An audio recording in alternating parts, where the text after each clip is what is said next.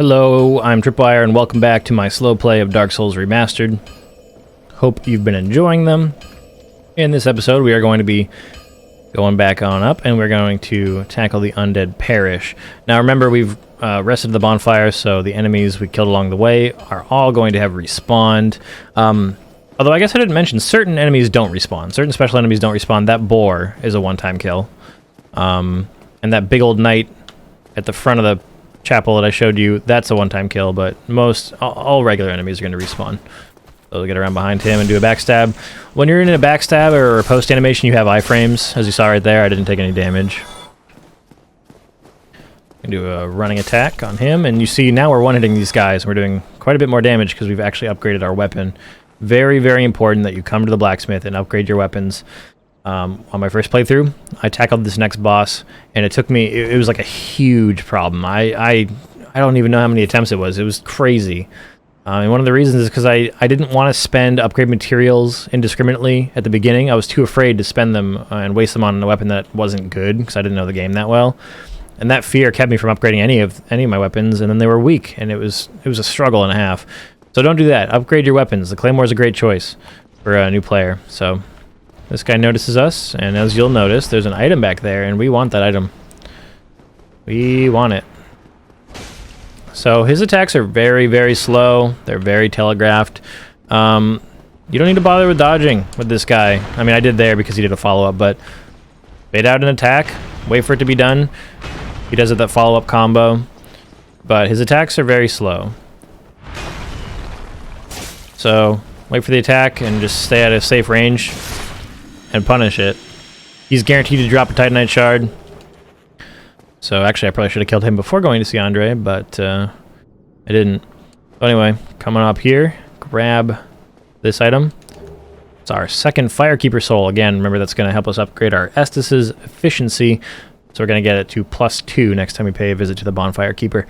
And if we look opposite direction, we'll see Baldur Knights guarding the entryway where we are going to come if we come up that big staircase. And then above, we see a spooky sorcery-looking guy. And this is a channeler. And they're dicks. You're not gonna like him. He's a dick. He casts Soul Arrow, or maybe Great Soul Arrow. I don't know. It's a sorcery. It hurts to get hit by. But what's a bigger problem is you'll see this. You can see the sword of the hollow to the right there. There's a bunch of hollows up there, and the channeler has an ability where he does a dance and he buffs everything around him. So dealing with a room full of buffed hollows that deal massively more damage than normal is terrible. It's a pain in the ass. So my recommendation is to do what I'm about to do. Ignore them. Don't go up those stairs. Come right across here, and this is a great shortcut. You're going to want to unlock this. This is going to take us right back down to Firelink Shrine. Remember that pit we could have dropped down in the beginning and then open all those chests? This is where that is. These elevators just weren't ready yet. So this is the first example you get of the map design here. Things loop back on themselves. You just have to unlock the shortcuts and progress far enough. So now we permanently have this shortcut unlocked. It's just going to be one or the other at a time. We're back at Firelink Shrine. So before you tackle anything difficult in that area, come back down here and rest at the bonfire that gives you 10, right? And of course, while we're here, we can go ahead and upgrade to Estus +2. Hi, Crestfallen. Hey, bud. Estus +2. It'll heal for even more each time we use it. And we'll rest here. 1400 for next upgrade. Let's go ahead and get that. That's not much. I can do that.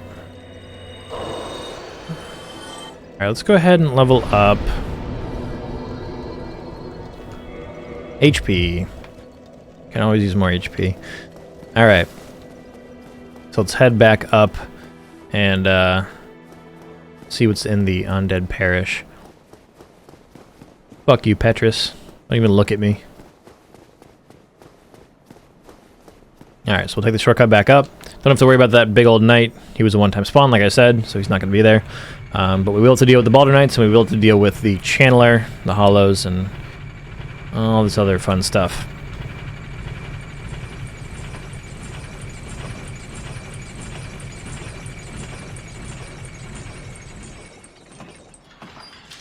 If you're really afraid of fighting that big old guy, though, what you can do is just sprint right past him and unlock this shortcut first. Rest and then come back up. But keep in mind, if you do that, when you come to this this shortcut, he may aggro on your way up. It's kind of inconsistent, but he may aggro on your way up and then be standing right here from before. And like it'll seem like he's kind of gatekeeping you. A lot of the time you can get past him, but just be warned. Better to kill him first. So, Chandler boy, we're gonna have to deal with him first because we don't want him shooting down to this. Also, though, if you wanted to, you could, you know, whip out a bow, like so. Equip some arrows. That's the wrong hand. I did not mean to put that. I like to have the bow here. I don't know what I'm doing. I've played this game for a lot of hours.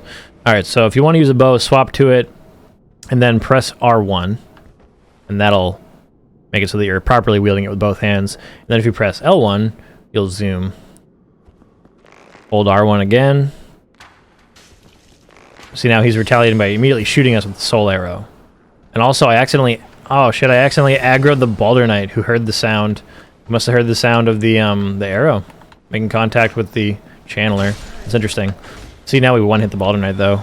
That upgraded Claymore. And also, you can tell the arrows were not doing great damage, so we're not going to do it that way. We're not going to bother.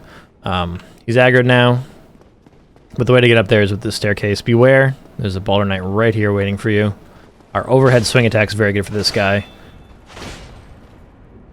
Goodbye. So you're going to come around this corner. And see, he's doing his buff dance right there.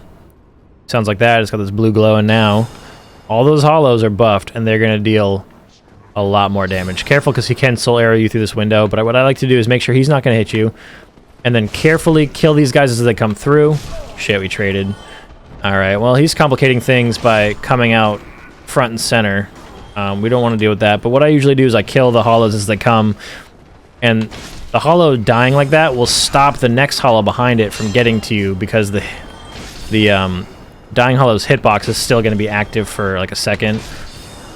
And that'll give you time to regain a little bit of stamina and swing again.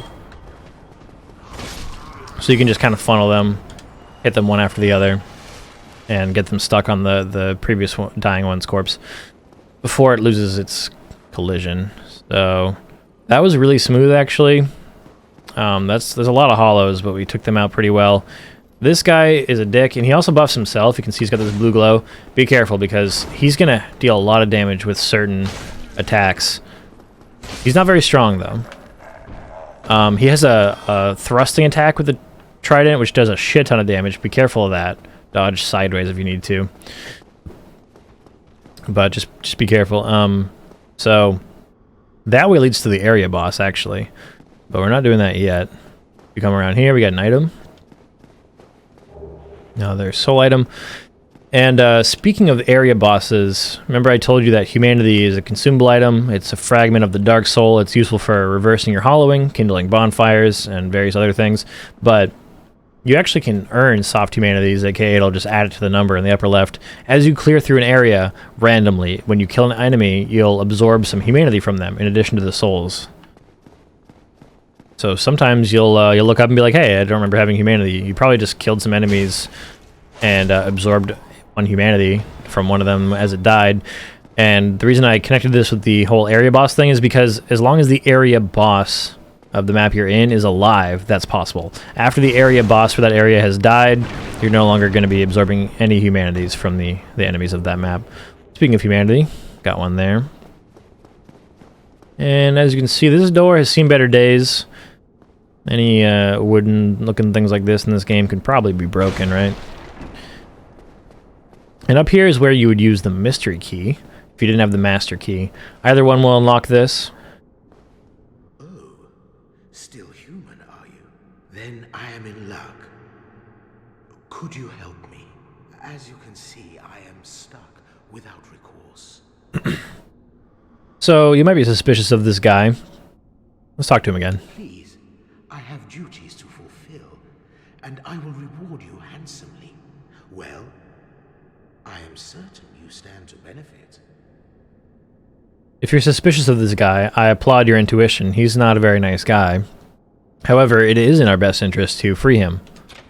So you're going to want to use either the Mr. Key or the Master Key and free him. Thank you. Yes, sincerely. I am Knight Lautrec of Karim. I truly appreciate this, and I guarantee a reward. Only later. Yeah, so I'm a little suspicious about not being willing to reward your savior immediately, but whatever. So we're gonna leave him for now. He'll show up at Firelink Shrine in due time, and we will get our reward from him, though not in the way you might expect. He is a bad guy. He will do some nasty things if you let him, but we're not gonna let him. So I guess it's time for us to go on up and confront the boss. We are in human form, which is very important. And as I mentioned in a previous episode, being human allows certain things to change, and in this case, it's a very important thing to change. And it's something that I didn't know, because I wasn't reading the wiki or getting help at the time. And it would have significantly helped with this boss encounter. So this boss fog door leads to the Gargoyles boss fight. The Gargoyles boss fight, I mean, this time around, obviously I told you before I rage quit at the Taurus demon, but on my proper playthrough, this was the first roadblock. I attempted this dozens of times, and one of the reasons was because I was fat rolling, aka the slowest dodge roll you can get because your equip burden is too high. I had an unupgraded weapon, and I didn't know about summons, and I didn't know about weaknesses. Like, enemies have certain resistances, and they have certain things that they're weak to. The Gargoyles, I never would have assumed that they would be weak to lightning, but I guess they count as sort of dragonkin, so they're weak to lightning. So I remember we picked up these gold pine resins. It applies lightning to your right-hand weapon, and it applies... Oh my god, it does so much extra damage to these things. They're very weak to lightning. In addition, we can see Solaire's summon sign. So, if you're playing blind and you're attempting all these bosses and you're dead all the time, you're not human, you're never going to see, or even if you hadn't found Solaire and hadn't talked to him to unlock this ability, you're not going to see summon signs. You're not going to know that summoning NPCs to help you with boss fights is even possible. You're going to think, man, this game is bullshit. I can't do this. This is so hard. And lack of information is really the reason this game is so hard. You need to know about what things are weak to. You need to know about what your options are. You need to upgrade your shit. And so we're going to summon Knight Solaire to help us, but here's a very important tidbit about summons. Bosses will gain increased health for every phantom you summon. However, this only holds true if the phantom summon completes before you walk through the fog. So we're going to summon him. I'm going to say summoning phantom a few times, but before it completes, we're just going to go on through. This way, we've summoned Solaire. He's going to help us with the fight. We're just going to wait for him for a moment. But the Gargoyles are still only going to have the normal 100% of their health instead of 150%. I believe is the figure. So then he comes on through the fog door as well. And look how golden and beautiful this man is, Solaire. Like your style, he's got a lot of health. He uses melee attacks, but he also throws lightning bolts. And as I've said, they are very weak to lightning. And we're also going to go ahead and lightning our own weapon with gold pine resin to make this fight a lot easier. Now, knowing what things are weak to, knowing that you can summon things, knowing how to upgrade is all great and will help you a lot, but it'll only help you so far because you also need to learn enemy attack patterns. You need to learn when the right time is to dodge. So a ton of this game comes down to muscle memory and getting used to things, but those advantages can absolutely make or break encounters, especially early game. When the boss fights, looking back later on, they're not that hard. The bosses don't have that much health, and the difference was you didn't know about these little tips and tricks, and it made it unnecessarily difficult. So if I walk too far forward, we're going to trigger the fight. So before the cutscene plays, I'm going to apply the gold pine resin, switch to my Estus, and then walk forward and trigger the cutscene.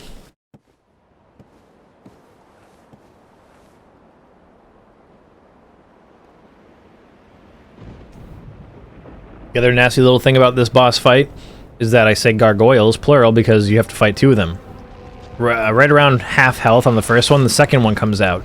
Now the second one starts with only half health, so it's not as difficult to fight. Also, if you fight carefully, you can cut off the first gargoyle's tail, which will stagger him and give you an item. The second gargoyle starts with no tail, though, so he's not weak in the same way. But check out this damage with the lightning. Look at that stagger.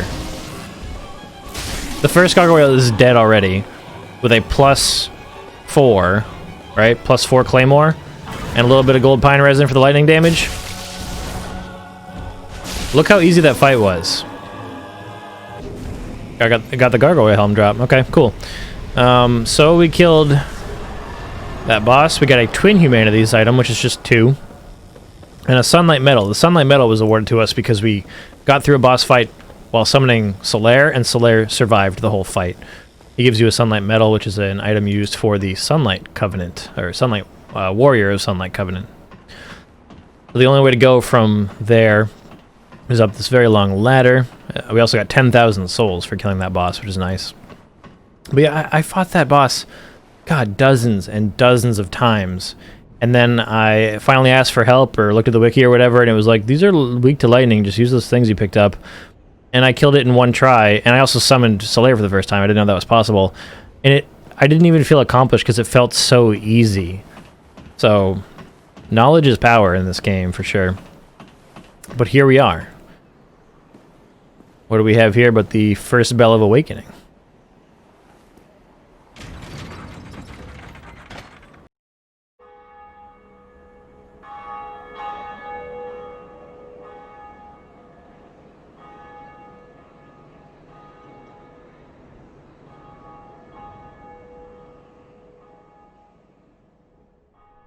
Okay. That's the whole cutscene. You rang it. Also, I didn't know this for a while when I was playing. Get on a ladder and just press B, he'll just slide down it.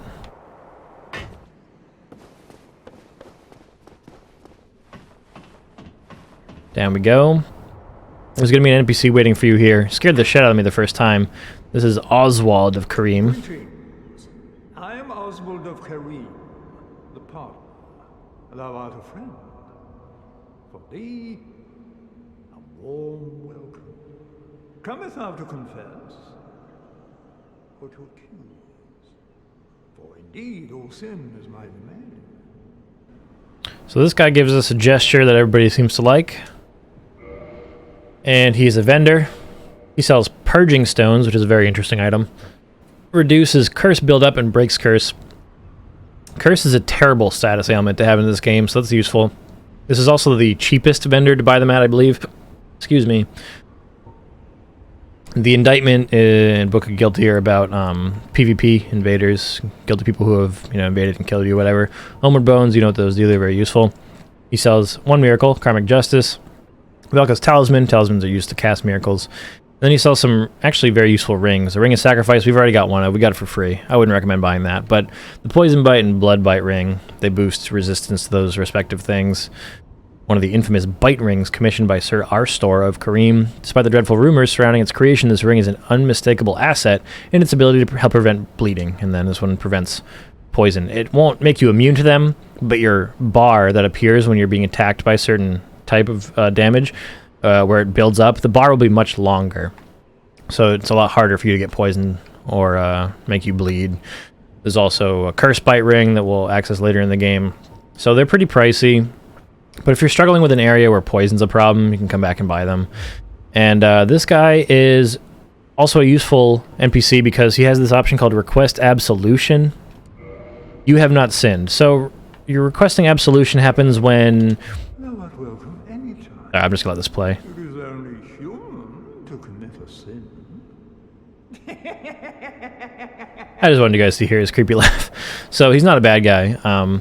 But I haven't sinned, and you will occasionally maybe need to come here. I've had to request absolution a couple times because you've accidentally made a mistake, and maybe you attacked an NPC that you didn't mean to. They were friendly before, but you fucking attacked them, and now they're all mad at you. And that doesn't change. Every time you go back, even if you teleport away, quit out of the game, whatever, that NPC is going to stay mad at you. Once that state change happens, it stays until you come here and request absolution. So it resets all your mistakes, basically your sins. There's also a covenant that if you betray them, you're not allowed in or to even talk to them again until you come here and request absolution. So if you've accidentally fucked up and attacked the blacksmith, and now the blacksmith wants you dead, and you can't upgrade your shit anymore, come here, pay some souls, request absolution, it'll be reset, and all will be forgiven. Requesting absolution is expensive. I think it's based on your level, your overall level. I don't remember, though. So be warned, it's expensive. So anyway, we've rung one of the 2 bells of awakening halfway to something happening. That's what Crestfallen Warrior told us. He said, ring both bells, something happens. Brilliant, right? So that's not helpful, but that's what he told us. Now that all that's cleared, I'll just show you what's out the front of the Undead Parish. We didn't come in this front door, but we really didn't miss out on too much. Just got a few more Baldur Knights. The ones with the rapier and the buckler are a little bit stronger. But the regular old ones with the Baldur shield, those have a 1% chance to drop the Baldur side sword, which is a very good weapon. So I didn't pick up this before. It's a halberd. Halberds are slow weapons, but they've got some pretty cool move sets. They're very strong, so you can mess around with that if you feel like it. And that's all we missed. We didn't come in this way, but we definitely could have. And if we had gone this way, it would have just led us to where we ended up anyway. This is the little side path.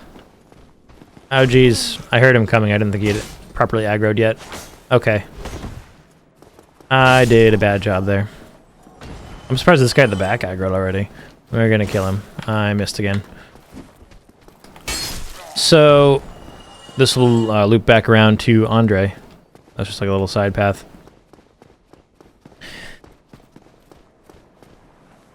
Whose footsteps did I just hear? I don't know. Alrighty, so we're gonna head back towards Firelink Shrine. Before we wrap up this video, I'm gonna show you one more thing, and for those of you that are familiar with the game, it'll give you a hint as to what we're doing next episode. So come on down. I encourage you to pay attention though when you're on this lift, because you don't have to ride it all the way to the bottom. You can jump off early. Don't jump off too early or you will die, but you might notice there's a platform below me right here. So, hey, now I'm up here. And it might look like it's useless, but if you come around to the right, so now we're above that little drop down area with the chests, right? And the shrine's over back that way. But we can see this item, and that item is going to be useful for us. So dodge roll forward onto this carefully. There's the giant crow that brought us here. He's still hanging around for a reason. And now we're on this narrow staircase. There's not much to be seen here, but we can go up the staircase. Be careful here because it's very narrow, and around. And this brings us to a nest. And if you walk up to it, you get an option to press A and curl up like a ball. And you can probably guess what happens if you curl up like a ball. You're pretending to be an egg. It doesn't logically really make that much sense. But if you curl up like a ball, this is how you get back to the Undead Asylum. The bird will take you back just like it brought you here. But before we go to the Undead Asylum again, we want this item. So just jump off the side here, onto the roof, and we get the Undead Asylum F2 West key. Similarly named to the key that Oscar gave us at the beginning.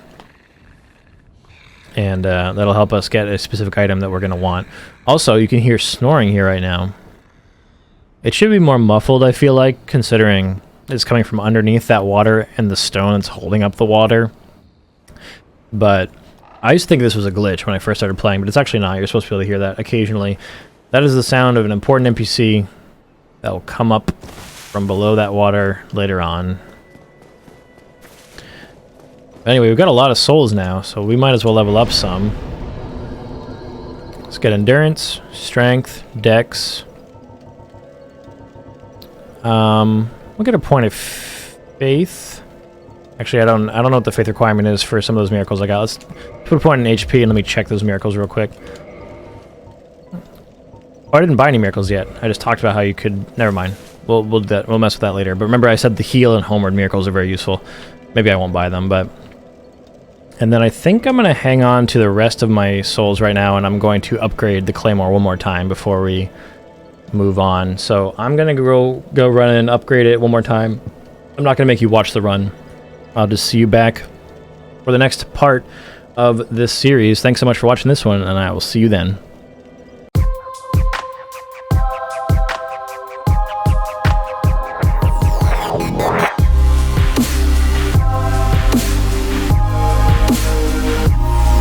Bye.